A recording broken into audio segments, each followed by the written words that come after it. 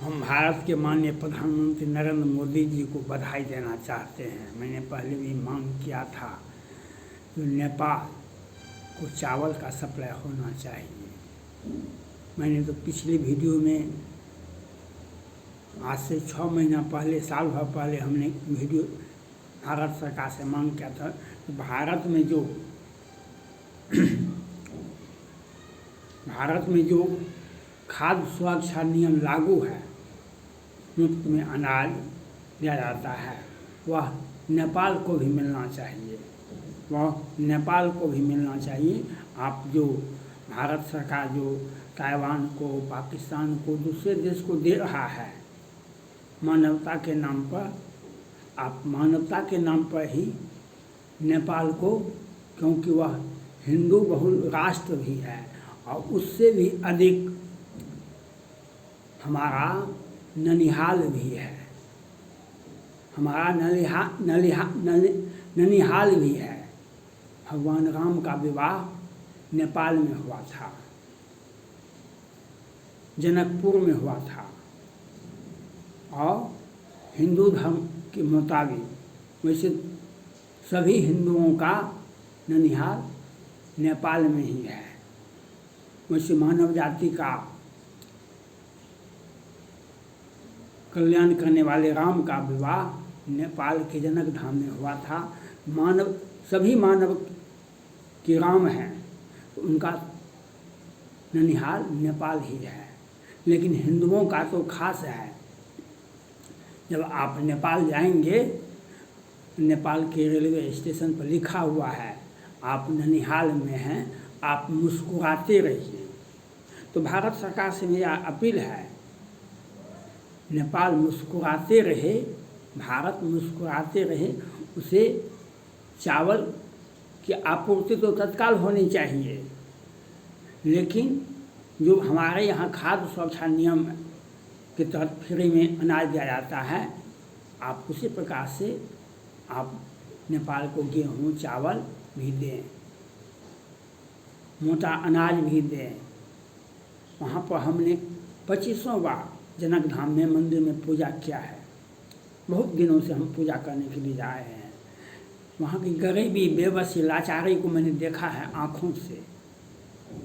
इधर तो भारत से सटा हुआ है, उसमें तो चहल पहल अधिक रहती है, लेकिन पहाड़ी इलाकों में, देहाती इलाकों में चहल पहल ही नहीं, बिल्कुल शांत रहता है। महंगाई इतनी बढ़ी है, हम वहाँ पर नेपाल में महंगाई इतनी बढ़ी है, जो पान, छोटा सा खिल्ली होता है पान, वह भारत में 8 रुपया में देता है, 10 रुपया में देता है, 7 रुपया में देता है। वह पान वहाँ पर 20 रुपया में मिलता था। इसी प्रकार से सब कुछ का महंगाई है, जो और आमदनी नहीं है और महंगाई बहुत अधिक है। इसलिए भारत सरकार के जो माननीय प्रधानमंत्री नरेंद्र मोदी जी ने जो फैसला किया कि हम चावल की आपूर्ति करेंगे, इसके लिए हम बधाई के पात्र हैं। ये बधाई के पात्र हैं। नेपाल हमारा हिंदू राष्ट्र ही नहीं है, हमारा ननिहाल भी है, भारत का ननिहाल भी है, हिंदुओं का धर्म स्थल भी है नेपाल, और हिंदुओं का ननिहाल, सभी हिंदुओं का ननिहाल है जनक धाम नेपाल में। उस राम की बात करते हैं, राम के ससुराल को किसी प्रकार का कष्ट होता है, हमें आत्मग्लानि होती है। हमें अपने ननिहाल में अगर हमें वहाँ पर किसी प्रकार का कष्ट होता है तो आपको आत्मग्लानि होनी चाहिए।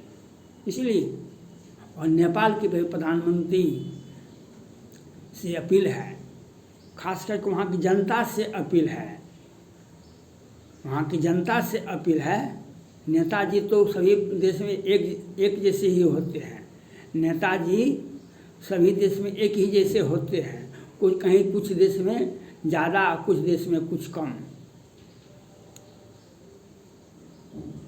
नेपाल की जनता बुद्धिजीवी है, पढ़ी लिखी है, युवा तो और अधिक पढ़ी लिखी है। जब हमने पाकिस्तान को 2 भागों में बांटा था, एक देश बांग्लादेश बना, एक पाकिस्तान रहा, हमने पाकिस्तान की ज़मीन ली, हमने पाकिस्तान की ज़मीन ले लेते, आज बांग्लादेश नहीं होता। हमने उसका 1 इंची भी ज़मीन लिया,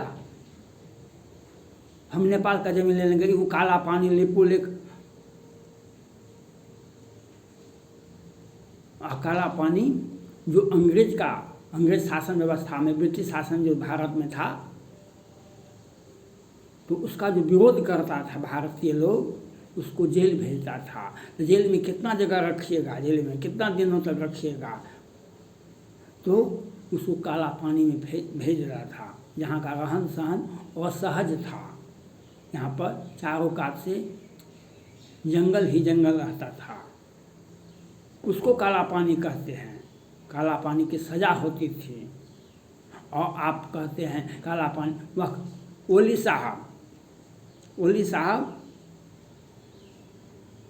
बहुत अच्छे बुजुर्ग नेता हैं, लेकिन यह क्यों नहीं बताए, आपके पहले भी प्रधानमंत्री नेपाल में बना, आज ही प्रधानमंत्री नेपाल में है, तो आपके कार्यकाल में चीनी महिला नागरिक जो राजदूत थी नेपाल में चीन का, वह क्यों आपके कार्यालय ढुकता था, आपके क्यों ऑफिस में आपके चारों का चक्कर क्यों लगाती थी। और राजदूत तो हैं, और नेपाल राजदूत तो और हैं, चीन से आते हैं, प्रत्येक वर्ष आते हैं, प्रत्येक वहाँ पर सब दिन से राजदूत है चीन का ही ले लीजिए।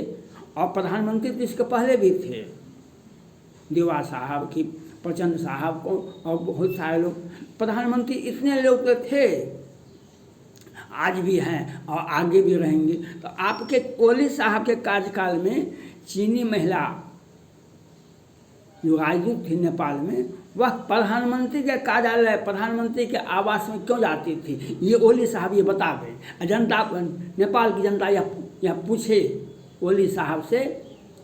उन्होंने ही नक्शा में यह कटाव किया, नक्शा में सुधार करके संसद से पास करवा लिया।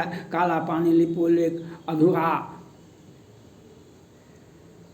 वह नेपाल का है।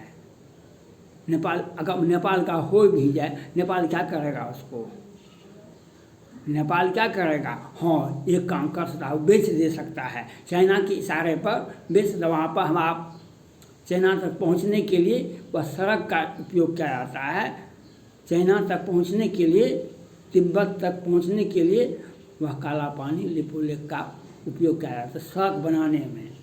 वहाँ आप नेपाल उसे चाइना के हाथों बेच सकता है। वह ओली साहब का यही षड्यंत्र था, इसलिए उसको नेपाल के नक्शे में दिखा करके और संसद से पास करवा लिया था।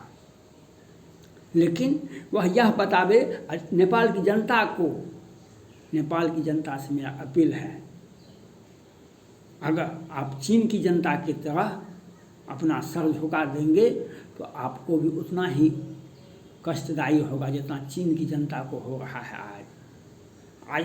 श्रीलंका से सीखिए, आप भारत से मत सीखिए। श्रीलंका में एक ही परिवार के राष्ट्रपति, प्रधानमंत्री, मंत्री सब कुछ हुआ करते थे, लेकिन वहाँ की जनता ने विद्रोह किया। आज से 1 साल भी नहीं हुआ, वे सभी के सभी भागे ना, क्योंकि वह चीन की सरकार से पैसा लेकर के देश को बेचने का प्रयास कर रहा था। वहाँ के चीन के, श्रीलंका के जो प्रधानमंत्री, राष्ट्रपति, और कितना महंगाई था श्रीलंका में, लेकिन जनता ने विरोध किया तो वह शासन सत्ता बदला। आज श्रीलंका में महंगाई भी कमी और वहाँ पर शांति भी है। कभी कभी आपको सरकार का विरोध करना चाहिए। नेपाल की जनता से मेरा अपील है, आप गलत निर्णय का, अपने ही सरकार का विरोध कीजिए, शांतिपूर्ण ढंग से विरोध कीजिए। हमारे महात्मा गांधी का सत्य और अहिंसा का सहारा लीजिए। आप अहिंसक रूप से विरोध प्रदर्शन करते रहिए, नहीं तो ये ओली साहब जैसे प्रधानमंत्री बनेंगे नेपाल में तो चीनी महिला नागरिक को प्रधानमंत्री आवास और प्रधानमंत्री का आवास और प्रधानमंत्री का कार्यालय और संसद भवन विश्व को जाने का राइट किसको, किसी प्रधानमंत्री को नहीं है। विदेशी नागरिक को, किसी भी राजदूत को संसद भवन और प्रधानमंत्री कार्यालय नहीं जा सकता है। हमारे देश में तो बहुत सारे राजदूत बैठे हुए हैं, कहाँ कोई जा सकता है संसद भवन, प्रधानमंत्री कार्यालय, प्रधानमंत्री आवास नहीं जा सकता है। नेपाल में भी नहीं आता है। लेकिन ओली साहब जैसे व्यक्ति जब होते हैं तो आपके देश को दिक्कत होगा। ओली साहब जैसे व्यक्ति आज भारत पर बहुत सारा प्रतिबंध लगाए, ये प्रचंड साहब, और चावल ही मांग करते हैं। BR प्रोजेक्ट के तहत हवाई अड्डा का निर्माण किए। हवाई अड्डा आपने चाइना ने ज़बरदस्ती बनाया आपके यहाँ। वहाँ भी नेपाल का विकास नहीं लिखेगा, वह विकास नेपाल के विकास के लिए वह बाधक होगा, वह नेपाल का विकास उससे नहीं होगा। क्योंकि इतनी भारत कोई भी प्रोजेक्ट चाइना का लगेगा नेपाल में, वह भारत के हित में अगर नहीं है, भारत की सुरक्षा को खतरा होगा, तो भारत नेपाल को छोटा सा देश है। हमने चीन को भी उसी के भाषा में गलवान में सिखा दिए, डोकलाम में सिखा दिए, तवांग में सिखा दीजिए। किसी को गलतफहमी में मत रहना चाहिए, नेपाल को भी गलतफहमी में मत रहना चाहिए। जो आप किसी भी चाइना, वह जो समय था वह समय उसका चला गया। इसलिए नेपाल की जनता को अपने आप के प्रति गर्व होना चाहिए। और आप सरकार से पूछें, आपने काला पानी लिपोलेख को अपने नक्शा में पास करवाया, क्या औचित्य था? आप ज़मीन बेचने के लिए चाइना के साथ थे, ओली साहब इसी में लगे हुए थे। लेकिन प्रचंड साहब भी उसी बात पर चलते थे, लेकिन चावल मांगते थे। भारत सरकार ने विश्व के अनेक देशों को चावल पर प्रतिबंध लगा दिए, अमेरिका तक को भी, लेकिन नेपाल को चावल देने की स्वीकृति दिए। और आगे भी जो भारत की जनता को जो सुविधा मिलता है, फ्री में मुफ्त में अनाज पानी, वह नेपाल की जनता को भी मिलना चाहिए। नेपाल का जनता से हमारा एक जाति और एक धर्म का संबंध नहीं है। हमारा ननिहाल भी है, हिंदुओं का ननिहाल भी है, वह हमारा देश भी है, हमारा पड़ोसी भी है, हमारा रिलेशन भी है। इसलिए भारत सरकार को, नेपाल की जनता और नेपाल की सरकार ऐसा कोई भी काम करने पहले 100 बार सोच लेना होगा, तो भारत को उसकी योजनाओं से कष्ट नहीं होगा। भारत से पूछ लिया कीजिए, तब चीनी प्रोजेक्ट को अपने देश में लागू कीजिए। भारत से पूछना पड़ेगा, भारत की सहमति लेनी पड़ेगी, तब आपको कोई कष्ट, नेपाल की जनता को, नेपाल की सरकार को कोई कष्ट नहीं होगा भारत सरकार से। नहीं तो कोई भी ताकत ऐसा नहीं है जो भारत से युद्ध लड़ने के लिए तैयार हो। हमने चाइना को दिखा दिया, पूरा विश्व ने देखा कि चाइना की क्या सैन्य क्षमता है। गलवान घाटी तो देख लिए, हमारे 20 जवान गए, उसके सैकड़ों जवान शहीद हो गए और स्वीकार नहीं किया। थैंक्स।